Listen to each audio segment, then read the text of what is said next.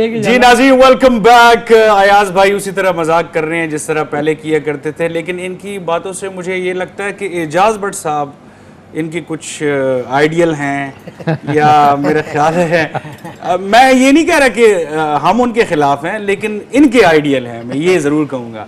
तो अच्छा, इस पे बात कर लेते हैं ना बाद में, प्रोग्राम की बात अभी नहीं करता। नहीं सुने, अभी बात करें। एजाज भट्ट साहब कोई मेरे रिश्तेदार नहीं है, मैंने ये सबको पता है। इस वक्त सुने क्राउड, ये जो हमारे व्यूअर्स देख रहे हैं, छोड़े सर, आप सीरियस क्यों ले रहे हैं बात को? मैं तो एम ही कह रहा हूं। ज़कीज़ लाउंज में मैंने भट्ट साहब के जो फॉल्ट्स थे उसके बारे में बात की, हाईलाइट किया। मैंने आपको यहाँ जरूर बात की कि वो करप्शन उनमें नहीं है, मैंने ये चीज बड़ी, तो मैंने तो कुछ नहीं कहा, लेकिन बेवकूफी है उनमें, बेवकूफी कह लें या उनकी जो मुशीरान है, सही कहा ना उनके बारे में। बात ये है कि मैं ये बात कभी भी नहीं मानूंगा कि बोर्ड का चेयरमैन हो और वो देखें, मैं भी तो हूँ, आप भी तो हैं, आप अपने डिसीजन खुद लेते हैं। आप एयाज से या इनसे बुढ़ापे में जी दूसरा लोगों से राय लेनी नहीं, वो तो खुद जो इंसान लेता है, इसका मतलब है उसके अंदर अपने अंदर खामियां हैं। मैं ये बिल्कुल आई एम सॉरी, मैं इस बात पे बिल्कुल एग्री नहीं करूंगा कि वो ठीक आदमी है। उनके मुशीर किसने रखे हैं? अगर वो उनकी सुनते हैं तो ये भी उनकी गलती है। मुशीर जो है ना जी, उनकी तरह सिर्फ ट्रैवल करना पसंद करते हैं। ये इलियास आज जिम्बाब्वे जाएं, आज दुबई जाएं, इंग्लैंड जाएं। ये अब ये कह रहे थे करप्शन चले, ठीक है ये, लेकिन करप्शन बहुत किस्म की होती है। Could be about women, could be about money, anything. And his Dzire in life is कि वो सैर सूर करें। अभी तक वो पीसीबी के सबसे ज्यादा ट्रैवल पे खर्च करने वाले बोर्ड के चेयरमैन हैं, तो वो भी एक फॉर्म ऑफ करप्शन है। दूसरा देखिए, मैं थोड़ी सी, अगर आप इजाजत दें तो बात को पीछे ले जाऊं कि टीम किससे चलती है? प्लेयर से, ठीक है। प्लेयर्स की करप्शन कैसे कंट्रोल होती है? अकलमंदी से। अब वेस्ट इंडीज का जो बोर्ड है ना, इतना अकलमंद नहीं है, लेकिन उन्होंने उनका जो प्लेयर है अभी, ये बैट्समैन है, इस पे 2 साल की बैन लगाया था सैमुअल्स पे, और उसको उन्होंने 2 साल बाद अब दोबारा लिया। अच्छा जी, अब हमारे प्लेयर्स ने स्पॉट फिक्सिंग की। मैं तो ओपनली बहुत से चैनल्स पे इसके खिलाफ कह चुकी हूँ, और मैं कह चुकी हूँ कि बैन लगना चाहिए, फाइन लगना चाहिए, लेकिन किस तरह? अब ये इन्होंने क्या किया, जब बैन, ये पता सामने सारी बात आई, तो उन्होंने पाकिस्तान के इंग्लैंड में जो एम्बेसडर थे और सारा मीडिया और सारा एक इन्होंने खड़ाक बना लिया। What it resulted in कि हमने हमारे वर्ल्ड क्लास 2 बॉलर और एक बैट्समैन लूज कर लिए सारी उम्र के लिए। अच्छा, अगर उस पे ये कहते हैं जी कि पीसीबी की 0 टॉलरेंस है जी करप्शन पे, हम इनको 2 साल का बैन खुद लगा रहे हैं, और इन पे 50-50 लाख या 1 करोड़ रुपया बैन लगा रहे हैं एक पे, और हमने किसी की बात नहीं सुन दी, किसी का ताल्लुक नहीं है, पहले ही दिन ये करते। लेकिन क्योंकि ये बेवकूफ है, मैं साफ कह रही हूँ कि ये बेवकूफ है और इनको कोई अकल नहीं है कि मैटर्स को किस तरह हैंडल करना चाहिए, तो इन्होंने क्या किया कि सारी दुनिया इन्वॉल्व हो गई और उस पे आईसीसी इन्वॉल्व हो गया, और पाकिस्तान के सब खिलाफ है, इंडिया और सब लॉबी, हमें सब पता है। तो उन्होंने इस एडवांटेज ली इस बात की, इंडिया एंड आईसीसी ने, कि हमारे प्लेयर्स को ना सिर्फ सारी उम्र के लिए बैन किया, बदनामी हुई। करना ये चाहिए था कि 2 साल का बैन लगाते, 50 लाख रुपए लगाते, और अल्लाह खैर से अल्लाह 2 या 3 साल के बैन में उनके अकल भी ठिकाने आ जाती, सजा भी मिल जाती। 3 साल के बाद वो पाकिस्तान की खिदमत कर रहे होते। चलिए, इसमें मैं बाद में आ रहा था, लेकिन ये कोई तरीका नहीं था जो इन्होंने किया। कोच, आप as an expert, cricket expert, क्या कहोगे? कौन आपकी नजर में है जो पाकिस्तान को इस वक्त संभाल सकते हैं सही तरीके से, प्लस फील्डिंग का भी थोड़ा सा? ठीक है, मैं देखिए अयाज की बात से 100% एग्री करती हूँ कि वो कह रहे हैं कि मियादाद जो है बहुत अच्छे कोच हैं, और मैं बिल्कुल इस बात पे मानती हूँ। लेकिन और जो बॉलिंग कोच हैं वो वकार यूनुस बहुत अच्छे हैं, और उन्होंने XYZ प्लेयर्स को बहुत ग्रूम किया। इन्होंने रिवर्स रेडको के लिए जब वो कोच कर रहे थे, खेल भी रहे थे, उस जमाने बड़ी खिदमत की। ठीक है, मैं सब कुछ एग्री करती हूँ, लेकिन जब ये पहले भी जावेद मियादाद को ट्राई कर चुके हैं, होता ये है कि हमारे प्लेयर्स जो हैं वो इस किस्म के लोग हैं कि उनको अपनी जो बेटरमेंट होती है उनका कोई परवाह नहीं होती। वो आपस में 3-4 का ग्रुप, जिसमें पहले भी हम ग्रुपिंग की बात करते, अच्छा जब मियादाद बेचारा आ जाता है तो कराची लाहौर ग्रुप भी शुरू हो जाता है। एज अ रिजल्ट के इतने ग्रेट प्लेयर से वो कोई उसकी खिदमत से फायदा हासिल करें।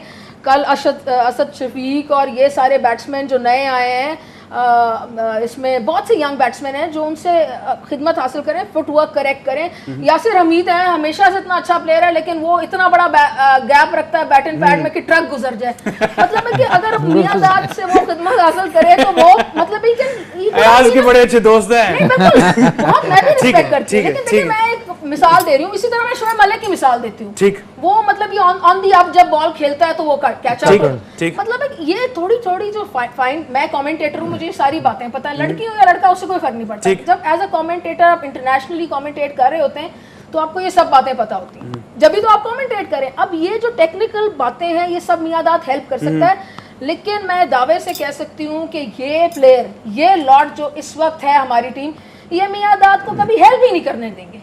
ये कल परसों उनके खिलाफ एक माहौल बना लेंगे, पॉलिटिक्स, डर्टी पॉलिटिक्स वही जारी रहेगी सारी, और मियांदाद को हेल्प नहीं करने देंगे। इन प्रिंसिपल मैं 100 नहीं 5000% इनसे एग्री करती हूँ कि मियांदाद जैसा क्रिकेट ब्रेन इस वक्त नहीं है।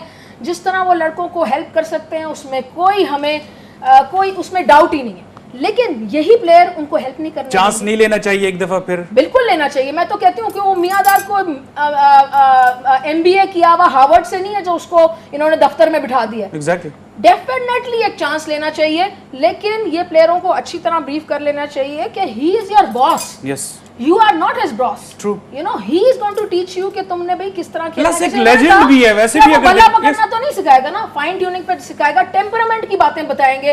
अब 5 ओवर रह गए तो उसमें बताएगा किस तरह खेलना है, मैसेज पहुंचवाएगा, चाहे वो क्लेवरली पहुंचाएंगे मियांदाद तो, चाहे वो टॉवल के साथ 12th मैन के थ्रू पहुंचाएंगे, जिस तरह भी जाए। क्योंकि आपने अक्सर देखा कि हमें बॉलिंग कभी हमें नहीं मरवाती, हमें मरवाता है। और आपने फील्डिंग की बात की तो Miandad was a great fielder, he can even help there, but अफसोस की बात ये है, ये एक शेक्सपियरियन ट्रेजेडी है कि हम मियांदाद जैसे ग्रेट प्लेयर को अब हेल्प नहीं करने देंगे। और कौन प्लेयर?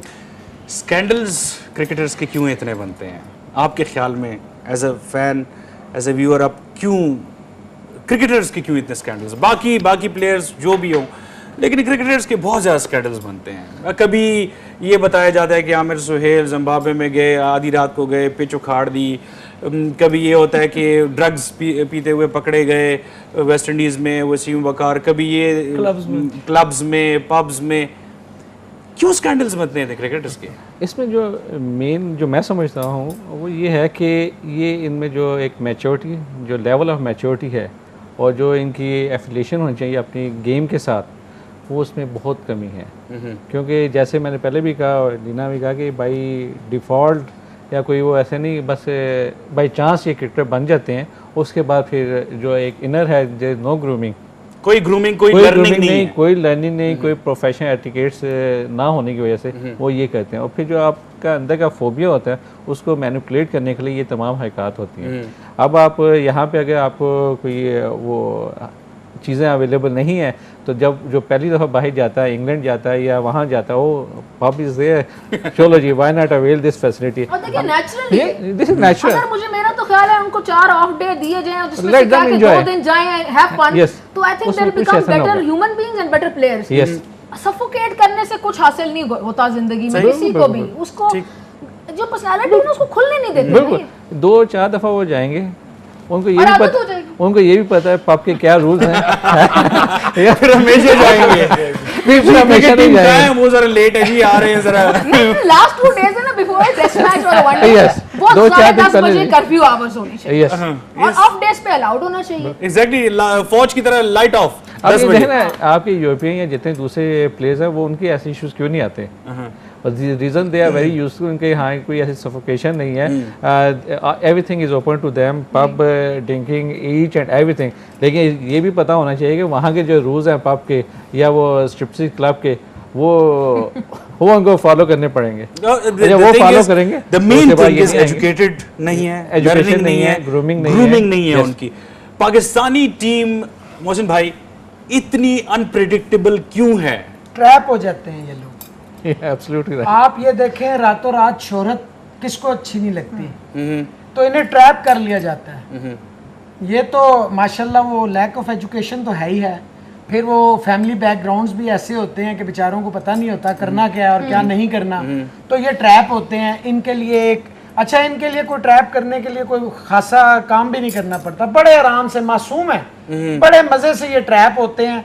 रातों रात अगर किसी को शोहरत देनी हो तो किसी भी पाकिस्तानी प्लेयर के साथ छोड़ दें, वो एक रात में वो इतना मशहूर हो जाएगा जितना वो सारी जिंदगी नहीं। एक नंबर 2, मैं आपको जो इसमें सबसे बड़ी मुसीबत है वो ये है कि जावेद मियांदाद इन्होंने कहा, देखें जी, where does the board stands, अगर रिवॉल्ट होती है, अभी देखें क्रिस गेल से बड़ा तो कोई प्लेयर नहीं है इस वक्त पाकिस्तानी टीम में, कोई है पाकिस्तानी टीम में ऐसा प्लेयर? चले पाकिस्तानी को छोड़ें, वेस्ट इंडीज की बात करें।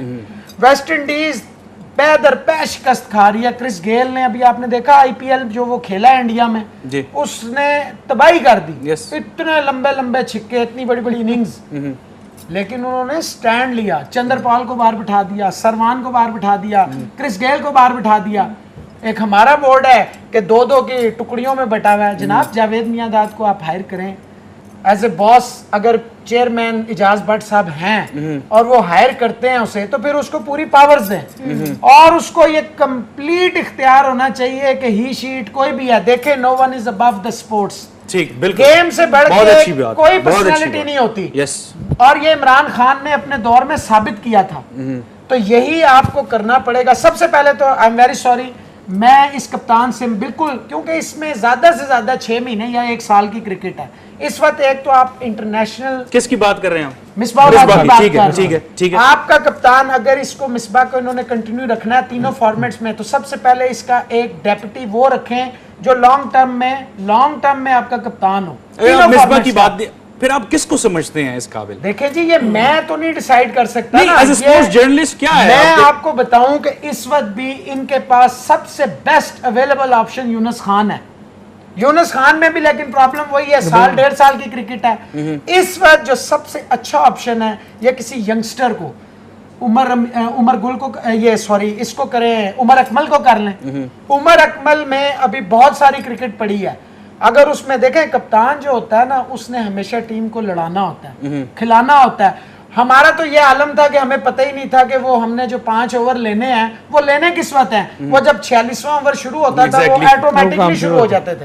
हमने कहीं इंडिया का मैच अपने प्लेट में रख के उनको पेश किया। 260 प्लस स्कोर, कोई स्कोर नहीं है। फर्स्ट ऑफ ऑल सेमीफाइनल के लिए ओपनिंग जब शुरू हुई तो जहाज की तरह उसने टेक ऑफ किया, लेकिन रक्षे की तरह उसे आपने पकड़ लिया, बुरी तरह उसे बांध दिया। इजाज भट्ट साहब ने सईद अजमल को सिर्फ एक ऑस्ट्रेलिया का सेमीफाइनल वर्ल्ड कप T20 में एक उसका बुरा दिन था, तो उस बेचारे को बाहर बिठा दिया। आपने पूरा वर्ल्ड कप, वेस्ट इंडीज की सीरीज, न्यूजीलैंड की सीरीज, सईद अजमल अकेले पे खेली है। सईद अजमल में अभी बहुत सारी क्रिकेट है, आपने उसको बाहर बिठा दिया। हमारे यहाँ तो ये होता है कि टीम से बाहर होते हैं। अब ये मिसबाह हक की देखे ना, कितना बड़ा हादसा था। टीम से बिल्कुल बाहर थे, टीम में आए, कप्तानी दे दी गई। मतलब हमारे मुल्क में कुछ समझ ही नहीं आती है, जिसे कप्तान बनाना उसे बाहर निकलना जरूरी है। शाहिद अफरीदी साहब, अभी अफरीदी का आप देखें कि अफरीदी साहब कितने मुल्क के खैर ख्वाह हैं। 45 लाख रुपए उन्होंने दे दिया, ठीक है? क्यों? एनओसी लेके जाके इंग्लैंड में परफॉर्म कर रहे हैं, बेहतरीन विकेटें ले रहे हैं। वो बैटिंग में वो 0 हैं। श्रीलंकन लीग भी उन्होंने साइन कर लिया, लेकिन जब वो यहाँ से उनको धचका लगेगा, एकदम देखिएगा उनको मुल्क का ख्याल आएगा, मीडिया में आएंगे, मैं तो जी मुल्क के लिए। वो ये जो पूरा पीरियड जाया किया उसने, ये कौन जिम्मेदार है? ठीक, मेरे ख्याल है कॉल है हमारे पास। हेलो, अच्छा, ओके, कोई टेक्निकल प्रॉब्लम है नाजरीन, इसलिए हम कॉल्स नहीं ले पा रहे आज प्रोग्राम में, बट आज ज़रूरत भी नहीं है कॉल्स की। अयाज भाई, पाकिस्तानी टीम हर हवाले से अनप्रेडिक्टेबल है, हर हवाले से, चाहे वो पिच पे खड़ी हो या चाहे पिच से बाहर हो। क्यों? देखिए, खाली पाकिस्तानी टीम नहीं, अगर आप देखें साउथ अफ्रीका की टीम को देखें तो वो कितने वर्ल्ड क्लास प्लेयर हैं, वो भी तो ऐसे ही हैं। चोकर्स हैं ना वो तो। देखें बात ये होती है कि किसी को आप ब्रैकेट कर लें कि वो ऐसे हैं। अगर आपने क्रिकेट की बार की बात की, तो अगर जैसे उन्होंने क्लब्स की बात की, बार्स की बात की, तो यहाँ पर हमारे यहाँ प्रॉब्लम ये है कि हमें ये फैसिलिटीज़ यहाँ प्रोवाइड नहीं की गई, आज़ादी नहीं है। तो जो मतलब हमारा मज़हब भी इस चीज़ की आज़ादी नहीं देता। लेकिन जब हम ऐसी चीज़ें कहीं जाकर देखते हैं कि यार इस्लामाबाद